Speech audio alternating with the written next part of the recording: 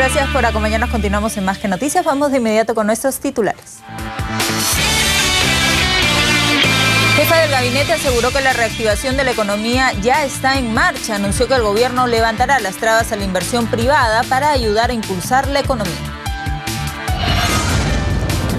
Para Velázquez informó que el gobierno tiene una hoja de ruta para enfrentar la delincuencia. Aseguró que se fortalecerá el patrullaje a nivel nacional y anunció la incorporación de más de 6.000 policías para reforzar la investigación criminal. Luego de varias horas fue controlado un incendio registrado en una fábrica de calzados en Ate. Más de 15 unidades de bomberos atendieron la emergencia. Esta mañana Susana Villarán inició su campaña reeleccionista. Desde el RIMAC sostuvo que su candidatura representa la continuidad de las reformas y aseguró que hará obras sin robar. El gobierno publicó el mapa oficial de límites marítimos con Chile. Se señala que el inicio de la frontera es el punto Concordia y no hay otro.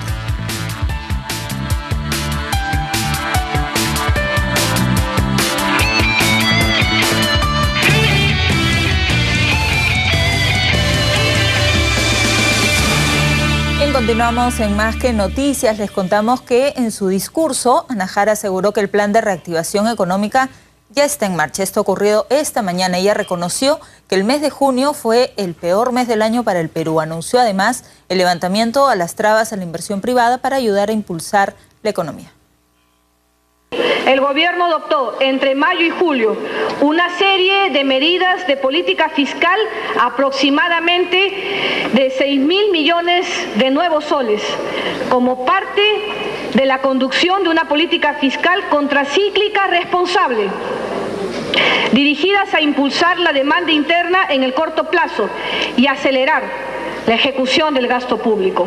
Consideramos que las medidas adoptadas, algunas de las cuales han demorado más de lo que hubiésemos querido en surtir efecto, son las adecuadas para contribuir a una reactivación inminente en la actividad económica. Estando ya en el mes de agosto, la reaceleración de la economía ya está en marcha, habiendo sido junio el peor mes del año. Varias razones sustentan esta convicción. Primero, las medidas de gasto contracíclico ya enunciadas, en su mayoría de rápida ejecución. Segundo, la dilución del choque externo negativo. Por ejemplo, con Estados Unidos creciendo significativamente más a partir del segundo trimestre del año y China no solo con mayor crecimiento, sino adoptando medidas expansivas, tanto fiscales como monetarias.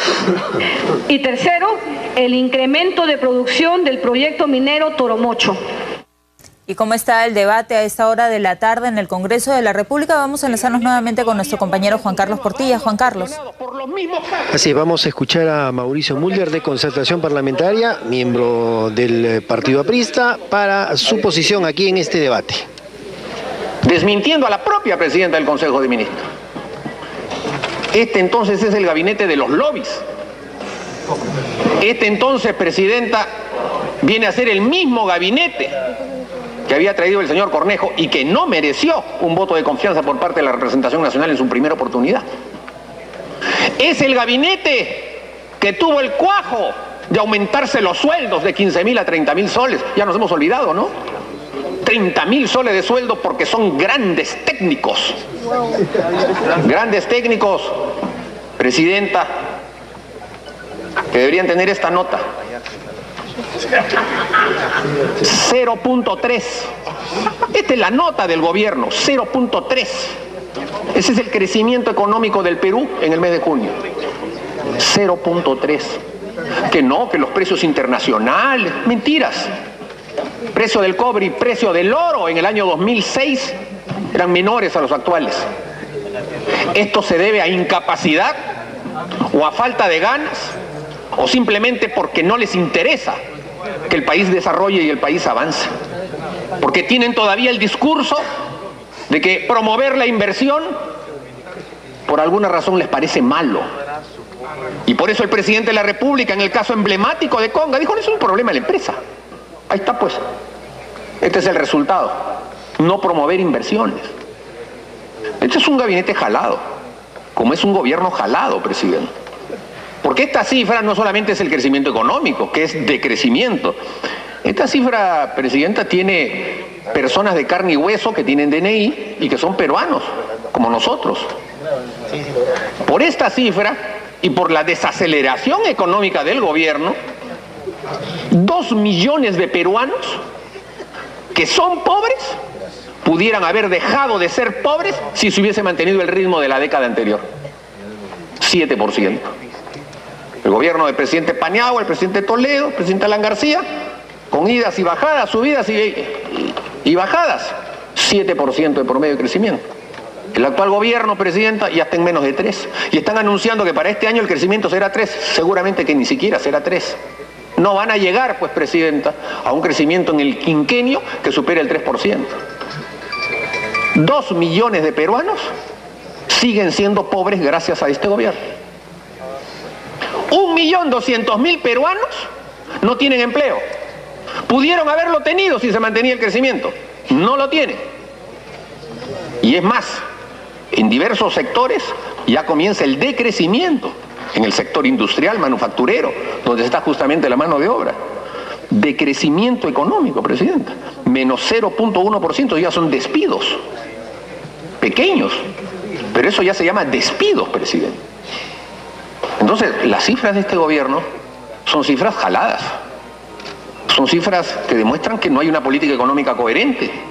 Son cifras que demuestran que simplemente se está por estar. Y entonces, yo saludo el papel de la presidenta del Consejo de Ministros, que viene y nos trae un discurso de que hay que, vamos a, haremos. Pero ya no le queda tiempo, pues, presidente. Ya estamos a menos de 2 años del fin del mandato del actual gobierno. Y si estos son los resultados a la mitad de su gobierno, no hay manera de que esto ya se revierta. Quedarán en la historia como el gobierno que frenó al Perú. Y lo frenó por irresponsabilidad, por incapacidad y por falta de percepción de lo que la ciudadanía quiere.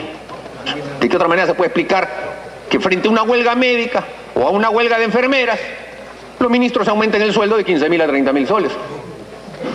¿Qué autoridad moral pueden tener a la hora de discutir con los médicos que están en huelga y que les están reclamando 1.000 soles de aumento y no se los dan? De manera, presidenta, que ahí tenemos un primer tema.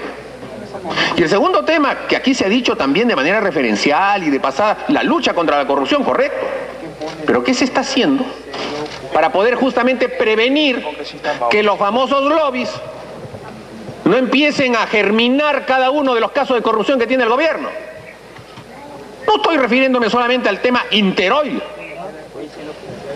Este tema, presidenta, en que la hermana del ministro de Economía, a través de una socia, se ve beneficiada con una resolución del Ministerio de Economía para un tema pesquero. ¿Dónde está? ¿Dónde está la autocrítica con respecto a ese tema? Nos faltan ver 5.000 correos del señor René Cornejo.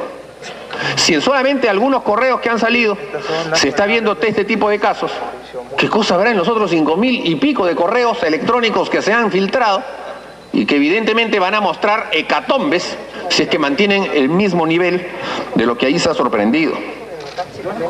Presidenta, ¿habrá algo, por ejemplo, que justifique en esos correos cómo es que un proyecto como el tramo 2 del tren, que cuesta y costaba, y así se pactó inicialmente, 1.700 millones de dólares, ahora cueste 5.400 millones de dólares por 36 kilómetros?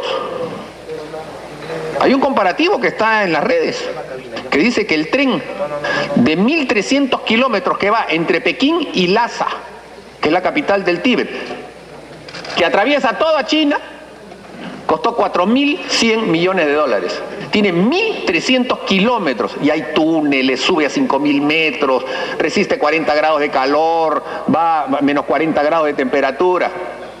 Ese tren ha costado menos que lo que está promoviendo el gobierno, que va a costar el tren de 36 kilómetros que va a haber en Lima.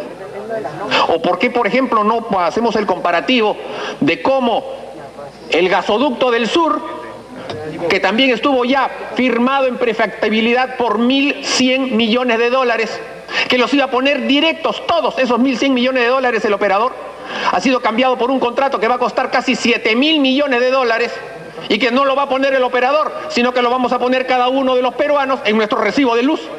Durante 30 años vamos a pagar esa plata. Ahora, ¿cómo vamos a salir?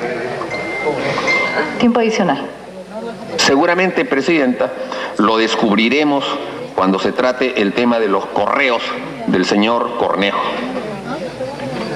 De manera, pues, Presidenta, que aquí nosotros lo que estamos viendo es que quien está viéndose afectado por este tema del frenazo que le está poniendo el gobierno al Perú son los peruanos. No es la oposición, no son los partidos de la oposición, no son los partidos que están compitiendo en las elecciones municipales y regionales, son los peruanos que de carne y hueso.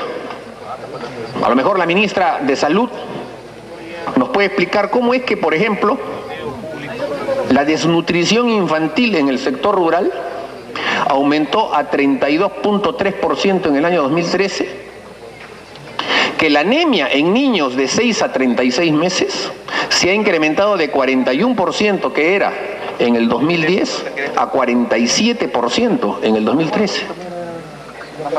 Y que además, incluso, tanto se habla de programas banderas, los programas alimentarios para menores de 17 años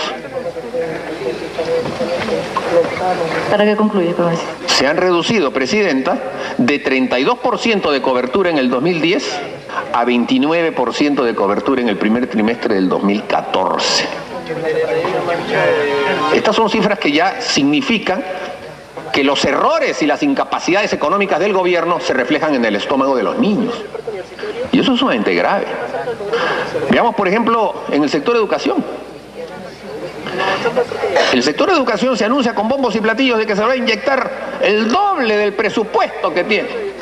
Aplausos entusiastas de la gradería, de las portátiles. ¿Para qué van a querer ese dinero, Presidenta?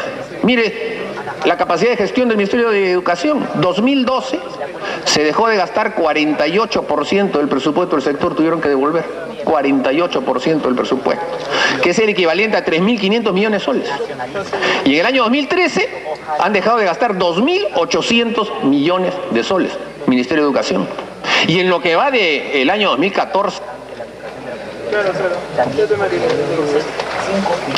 Concluya, congresista. Para concluir, se ha ejecutado solo el 46% y debería estar sobre 60%. O sea, es la gradería nada más. Le vamos a dar al sector de educación, no tienen cómo gastarlo. No han hecho una reingeniería del gasto. Y no se han atrevido a gastar por encima de la tramitología. Claro, ¿cómo se van a atrever? Si cuando otros presidentes se han atrevido, ahí está la megacomisión. No, acusando. Corrupción por todas partes. Acá está. Estos son los casos de corrupción. Y encima, con incapacidad, sin resultados, habiendo frenado al país. Entonces, la verdad, Presidenta, es que una bancada como la nuestra, que es una bancada crítica, es una bancada de oposición, pero que de los 6 que se han mencionado, en los 2 primeros gabinetes nosotros hemos votado a favor. Como votamos incluso hasta por el primer presidente de Congreso que hubo acá, dándole inicialmente la confianza a este gobierno, que la fueron dejando de lado a lo largo de todos estos años. Hoy, obviamente, no vamos a votar la confianza.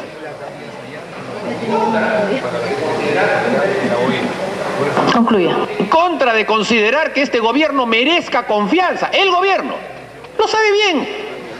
La presidenta del Consejo de Ministros, es un tema personal. De cuando acá la política se mide en cuestión de simpatías.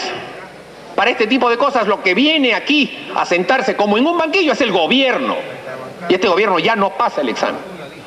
Y estoy absolutamente convencido de que ese va a ser el predicamento mayoritario del Congreso. Porque lo sienten en las calles. Porque lo sienten en el reclamo justamente del estómago de los niños que ahora tienen más anemia que antes. Ese es el resultado real, concreto, preciso, firme que tiene este gobierno. Y por eso nosotros no vamos a votar a favor de la confianza que se nos está demandando. Y vamos a exigir un cambio radical en la política del gobierno, que involucre al presidente de la República, que sea el presidente de la República el que conduzca al país. No que deje las cosas en el aire, el que dé las confianzas, no que hable de vacas flacas, se acabaron los buenos tiempos. No, un presidente que sepa conducir, generar confianza,